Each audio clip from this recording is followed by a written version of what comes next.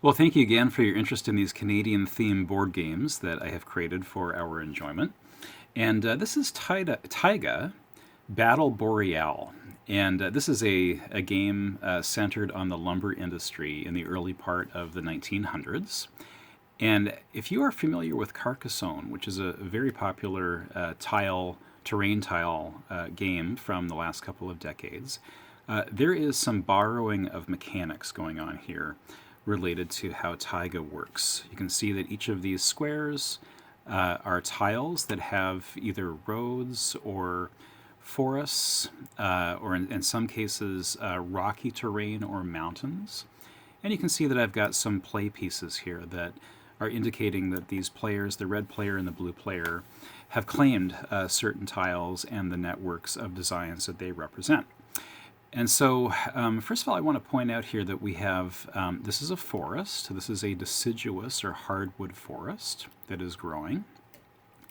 And the darker trees represent softwood or coniferous forests that are growing. And as a player in the game of Taiga, you are trying to become a lumber baron.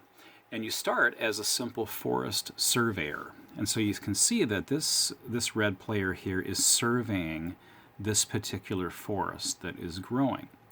And as you place a tile into the terrain, it must match. Okay, so grass must match with grass. So this tile could have gone this direction, for instance.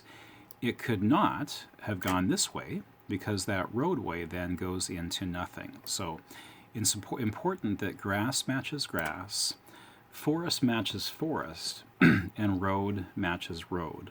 And of course that mountain matches mountain as well. You cannot mix forests, okay? So there is no mixed forest in these games. This would not be an acceptable move to put a deciduous forest and a coniferous forest or softwood forest together. So deciduous must grow with deciduous, and softwood must grow with softwood, hardwood with hardwood, softwood with softwood. Okay, so how do you actually play the game? Well, let's back up here a little bit. I'm going to grab a tile, and we'll see where that can go into the terrain. I'm going to flip that tile for us and see what we've got. Oh, all right, so it's a mountain or piece of rocky terrain. So that will go over here, and we'll pop that into that particular mountain area. And I'm going to just actually move us over here so we can have a look at this part of the board. That actually finishes that mountain. You can see that there is a white border all the way around. And so the player that finishes that board actually would get $1 per tile. And so I would have earned $4 from completing that mountain or that rocky area. Okay? And that is an expression also of how you earn money and move towards becoming a lumber baron when it comes to the forests as well. So let's take a look at this deciduous forest that is growing and the red surveyor. And the red team is actually in a very good position because you can see that the red player had chosen a lumber camp and connected that by roadway to a forest that they are also surveying. And as a surveyor, you are watching to see how that forest grows. And of course, your opponents are contributing to the way that forests grow as well. They might place tiles in such a way that it will inhibit the growth of a forest that you are surveying. This is a very large forest, and you can see that there are some interesting tiles here. If I can get us to look at that tile, this is actually the maple tile. So any tile that is completely forested, as this one is, and also this one right here, if I can show us that, that's the ash forest. There's a little medallion symbol. And so I waited to show you this. When those tiles go into place, then you go and get the symbols associated, or the medallions associated with those species. Okay, so the maple tile has gone into place, and we would have needed to put, let's move our red guy over here. Okay, we'll imagine that that player placed that tile instead and put the red marker on it to show that he's surveying. this is going to be a very profitable forest. So once the pieces go in place that complete it, the red player can decide, do I take the money associated with completing this forest, which is $1 per tile, or do I seek to log that forest and therefore earn $2 per tile plus any bonuses associated with the different species that are in that forest. So you have maple and you have ash. There's also oak and there's also birch. Okay, so let's imagine here that we were to finish that particular forest, which would mean a piece would go here that is similar to this one. Okay, that would finish that side of it. And also there would have to be another piece like this that went on this side over here. So as long as there's grass covering, or grass showing all the way around a forest, that would indicate that it was completed.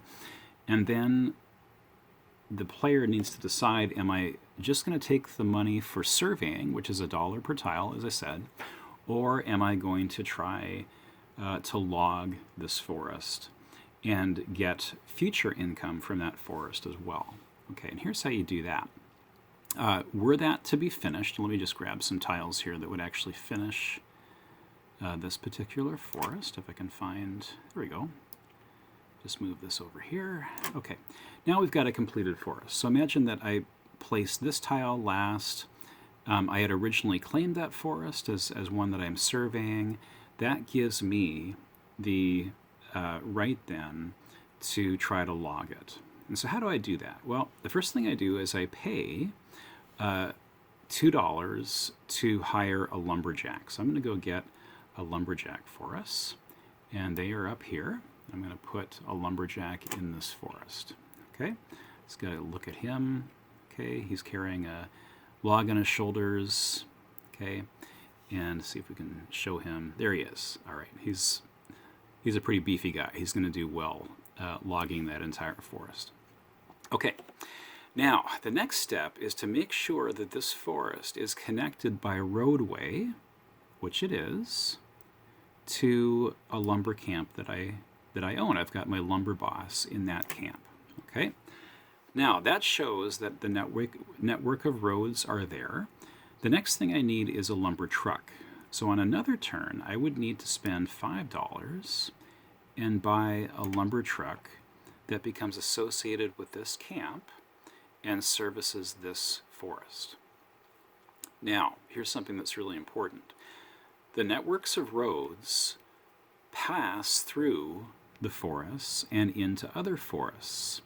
So you can see that if this piece was here, that forest could be serviced by, or this forest could be serviced by this truck, but so could also this forest once it finishes, and any forests that are subsequently built along a route connected by a road. Okay, so this forest over here that the blue team is surveying could eventually be served by this truck. And so that's really important for the end of the game, because any forest, any completed forest that you can reach from your lumber camp using a truck that is on the map gives you even more bonus points at the end of the game. Okay? But let's back up to this particular forest that we're spending time talking about, all right? So we know that we've got a lumber camp with a lumber boss and a lumber truck that we've purchased now that services this route, and we find that there's a completed forest and a lumberjack in place.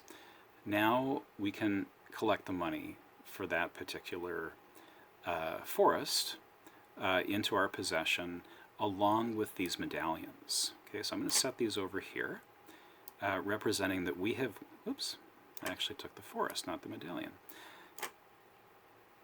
Those medallions are now in the possession of the red team. Here is a lumberjack that is owned by that red team as well. And let's see what this red team gets for logging this particular forest. 2, 4, 6, 8, 10, 12, 14, 16, 18, $20 just for the forest itself. But then let's see what is the bonus that we get here. We've got $4 there, bonus, and 3. So $27 in total for the investments associated with logging that forest. This truck is already purchased. It remains and can service any forest along that route. This lumberjack is now in the possession of the red team and can be used to service other forests that have been completed. Okay, let's take a look at the blue team for a second, the situation that they are in. We can see that this forest here has a oak symbol, and so we would need to get the oak medallion. And it's going to be the hope of the blue team that he can continue to add, he or she can continue to add tiles to that forest so that it grows and becomes worthy of logging. So let's see what we got here. Oh, we got another lumber camp. Okay, so on that turn, this team would probably look for a place to put a lumber camp that would help him. Okay, let's put it over here. The blue team would probably place a lumber camp, because they don't have one yet, over here. Now, you're going to say at first, well, that services a red forest. Don't worry about that. That forest has now been logged, okay? And the road passes through that forest anyways, and can now get to forests that the blue team are surveying, okay? So the blue team would then need to grab one of their markers and indicate that a lumber boss is now put in place to be able to handle that network, that forest network, okay? That's kind of how the game goes. That's the mechanics of how it's played. At the end, and you'll see this in the rules, of course, but at the end it's a matter of adding up, and the end meaning all the tiles have been put in place. So you can see the tiles along the edge of the board here in the digital version of this game. In the tabletop version, you would just have a pile of tiles that are turned upside down that you are choosing from each time. Okay, so imagine that all of the tiles have been put into place, into the terrain. The terrain is complete. Now it's time to add up all the bonus scores at the end. And you win by having the most money, okay? So let's take a look at forests that are not completed.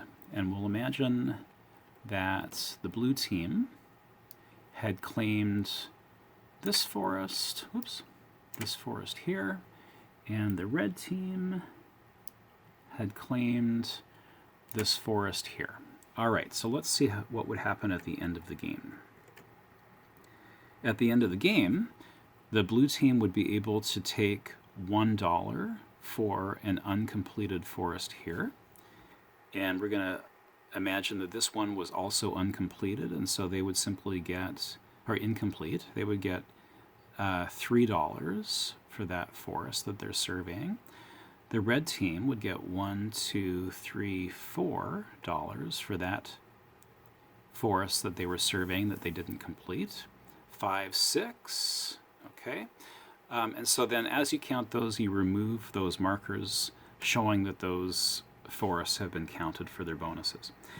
Then you take a look at the completed forests. Again, this is the end of the game. And you want to see what is the bonuses that can be had by each team for completed forests. This has to do with future growth and future logging abilities. So the blue team, they would have had to purchase a truck that would work along this route, and they would get, you get $3 for every completed forest that represents future income. All right, so the blue team with a truck positioned here would be able to service this forest in future growth, this forest, which is complete, and we're going to assume that this one was also complete. So that's 3, 6, 9. So 9 more dollars would go into the blue account. You would do the same for the red team, finding all of the lumber camps that are owned by the red team, as long as they are serviced by a truck, all of the completed forests, and they may be, in many cases, a lot of the same forests that the blue team could touch with their network of roads as well. You don't own the roads, by the way. You share them. You may end up counting some of the same forests for each team. And that's okay. That's part of the strategy, is that you try to get as many bonus points at the end as you can. Finally, counting up the medallions. Okay, so say for instance, the red team ended up with 2 medallions in their coffers at the end, the maple and the ash. The medallions are each worth $2, but if you own more than one, there's a multiplier. So this one is worth 2, the second one is worth 4, and so that's 6 extra dollars that go into the coffers of the red team. We'll imagine that the blue team was able to secure the oak medallion. That's worth $2. Okay, that's basically an overview of how the mechanics of Taiga Battle Boreal works. Thank you again for your interest, and I appreciate your interest in these Canadian-themed board games.